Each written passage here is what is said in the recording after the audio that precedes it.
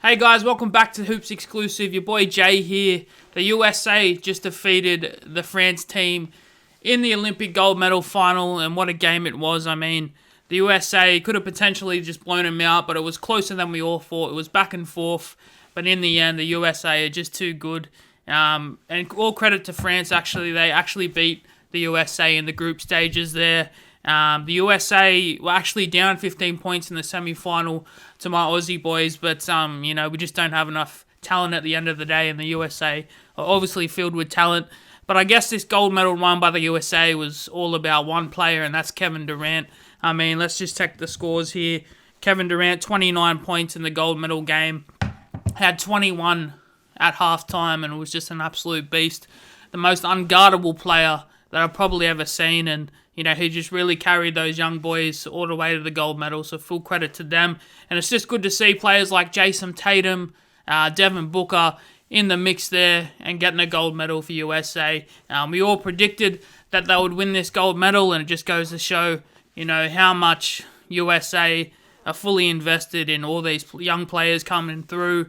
And but it's also good to see the rest of the world starting to catch up to USA as well. I mean, you see all teams in the Olympic teams are filled with NBA players now. Patty Mills, Rudy Gobert, Evan Fournier, Joe Ingles, just to name a few. And Luka Doncic will be in the bronze medal match up against Australia tonight, and I'll be keen to tune into that. But yeah, overall a great Olympics experience, as it always is. And at the end of the day, USA, Kevin Durant are just too good. In other free agency news, Kevin Durant re-signs with the Brooklyn Nets for another 4 years, and he's now the second highest paid player in the league behind Steph Curry there, and he's set to make around $50 million a year, and he definitely deserves it. As he showed in the Olympic Games, he's the most unstoppable scorer in the league, and there's just no answer to him.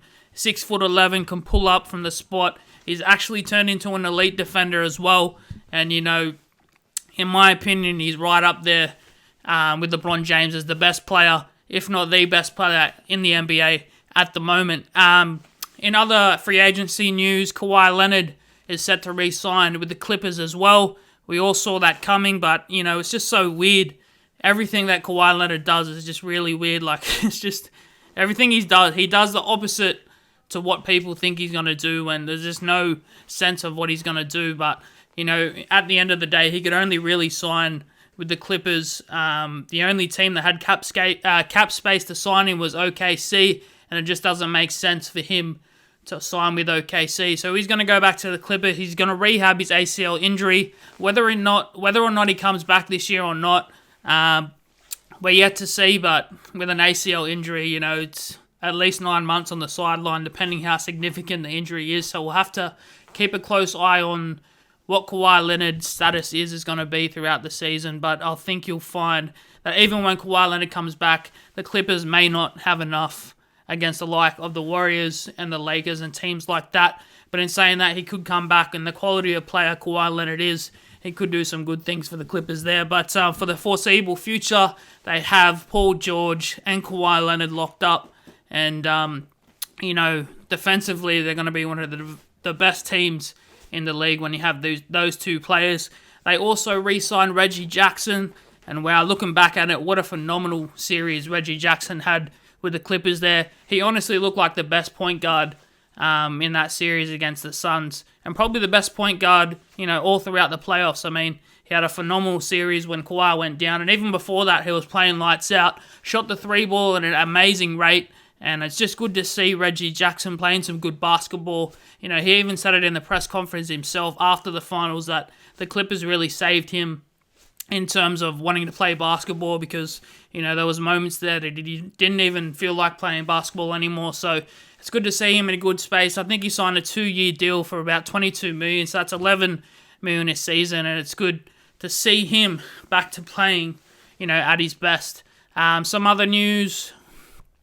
Well, not really news, actually, but there's still other free agents out there on the board. Dennis Schroeder, we're not too sure what Dennis Schroeder's going to do. There's talks that he may go to Boston, although negotiations seem to be at a halt as well. There was talk that he might go to the Dallas Mavericks just because they need sort of that ball handler, but Dennis Schroeder is, really weighing up some options here. He obviously turned down a significant offer from the Lakers, $84 million for 4 years, and really dropped the ball on that one. So he has to make a decision here, but it's more likely that he'll sign with a team either on a 1-year deal and then go onto the market again next year to try and find a more, obviously a better contract for a long term. But, it's looking like either Boston or the Mavs at the moment.